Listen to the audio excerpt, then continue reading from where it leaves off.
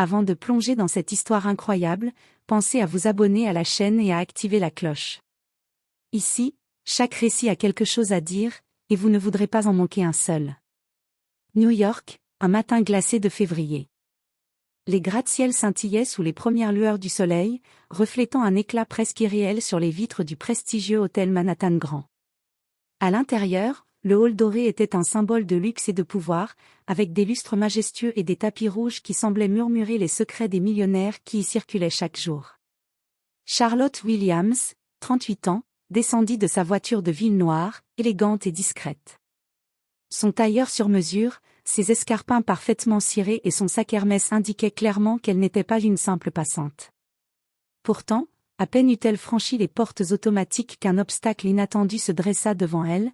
Le vigile du hall, Paul Henderson, la fixa avec suspicion. Paul avait 38 ans, un uniforme impeccable et un regard qui semblait peser les gens comme des marchandises. Quand Charlotte sortit sa carte d'invité destinée à la réunion avec des investisseurs étrangers, il plissa les yeux. « Excusez-moi, vous travaillez ici, madame ?» demanda-t-il, d'une voix basse et chargée de jugement. Charlotte resta immobile, incapable de masquer sa surprise. Son cœur battait la chamade, non pas à cause de la peur, mais d'une indignation sourde qui montait en elle. Elle avait vu des situations d'injustice dans ses affaires, certes, mais jamais devant une caméra invisible, au milieu d'un hall où le monde entier pouvait la voir. Je suis ici pour une réunion, répondit-elle calmement, mais avec une fermeté glaciale. Paul haussa les épaules et fit un pas pour la diriger vers les sous-sols. « Eh bien, vous devez être avec le personnel. » dit-il, comme si cela allait de soi. À cet instant précis, Charlotte sentit que quelque chose devait se produire. Elle pouvait ignorer l'humiliation et sourire, ou réagir. Et ce qu'elle fit ensuite allait faire le tour des réseaux sociaux, choquer les Américains et déclencher une vague de discussions sur le racisme, les préjugés et l'apparence. Charlotte leva les yeux, fixa Paul dans les siens, et prit une décision qui allait changer la perception de chacun dans ce hall doré. Le vigile Paul Henderson ne s'attendait pas à ce qui allait suivre. Charlotte Williams resta parfaitement immobile quelques secondes, le regard brûlant, comme si elle pesait chaque mot qu'elle allait prononcer. Autour d'eux, le hall continuait son ballet habituel, portiers, clients pressés, serveurs et assistants en costume, mais aucun n'osait intervenir, comme si l'air lui-même retenait son souffle. « Paul ?»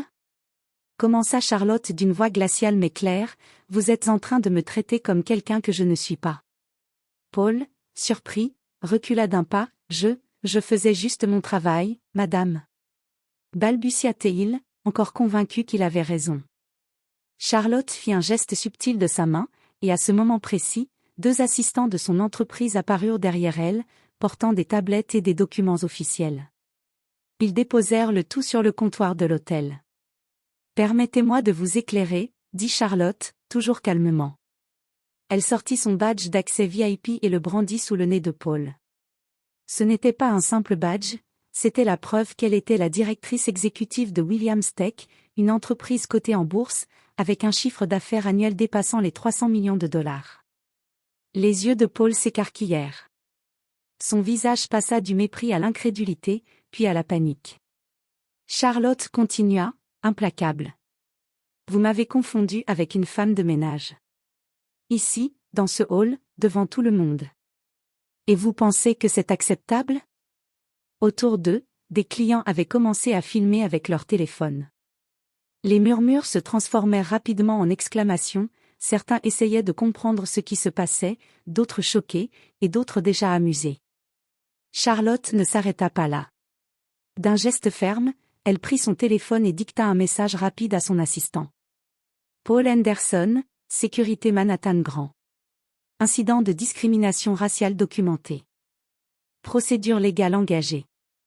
Le vigile tenta de se justifier, mais la force tranquille de Charlotte l'écrasait.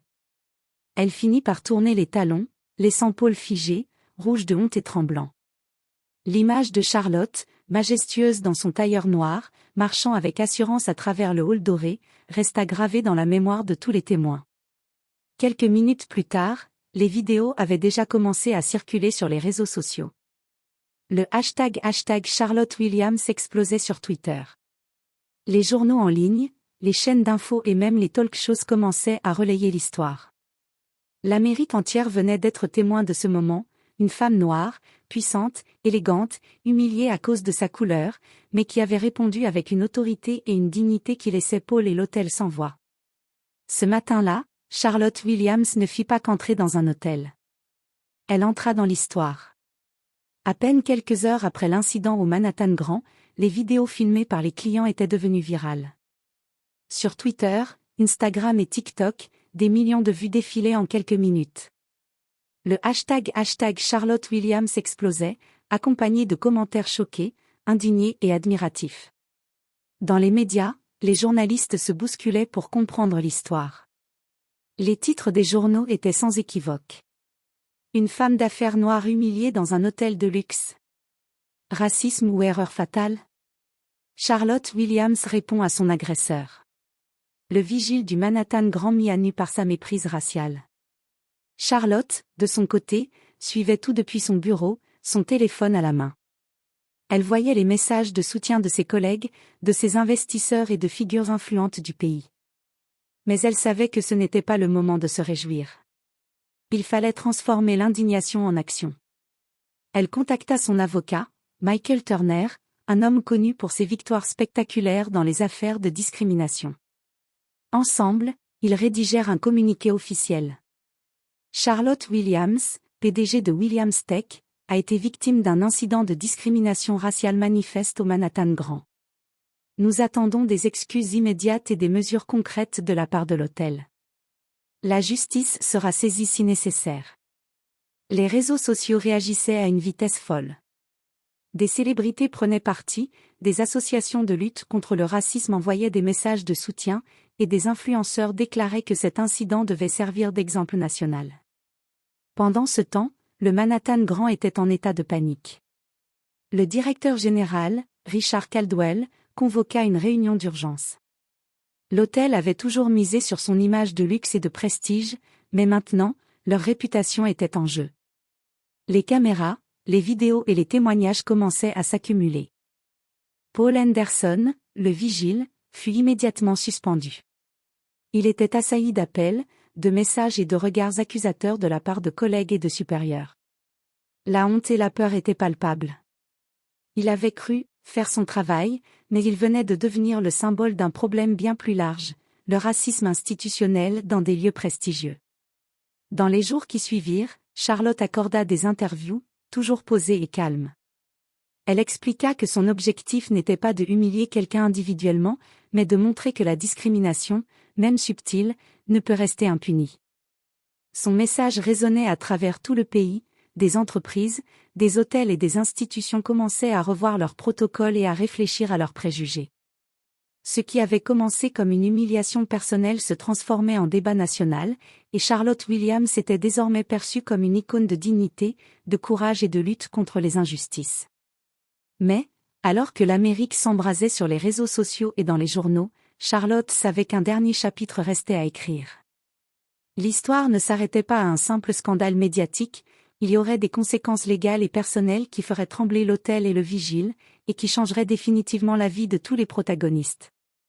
Quelques jours après l'incident, Charlotte Williams, entourée de ses avocats, franchit les portes du tribunal fédéral de Manhattan. Les caméras, journalistes et curieux étaient déjà là, attendant de voir la femme qui avait humilié le vigile, ou plutôt celui qui avait tenté de l'humilier. Le Manhattan Grand, représenté par Richard Caldwell et son équipe juridique, cherchait à minimiser l'incident. Leur argument principal, Paul Anderson, ne faisait que son travail. Mais la vidéo, diffusée des millions de fois, montrait clairement le contraire, mépris, condescendance et préjugés flagrants. Charlotte, calme et assurée, prit la parole devant le juge. « Votre honneur, je suis ici non seulement pour moi, mais pour toutes les personnes qui subissent des humiliations similaires chaque jour, simplement à cause de la couleur de leur peau. Ce n'est pas juste un incident isolé, c'est un symbole d'un problème systémique que nous devons corriger. » Le vigile Paul Anderson, maintenant suspendu, était présent dans la salle, visiblement honteux. Il évitait le regard de Charlotte, conscient que son erreur avait été exposée au monde entier. La presse suivait chaque instant, et sur les réseaux sociaux, les messages de soutien à Charlotte ne cessaient de croître. Des manifestants se rassemblaient devant le tribunal, brandissant des pancartes, « Dignité avant le préjugé, respectez Charlotte Williams ». Le juge, impressionné par la force tranquille et la clarté de Charlotte, ordonna une médiation initiale. L'hôtel Manhattan Grand fut contraint de reconnaître publiquement ses erreurs, et Paul Henderson dut suivre une formation obligatoire sur la lutte contre les discriminations et le respect des clients.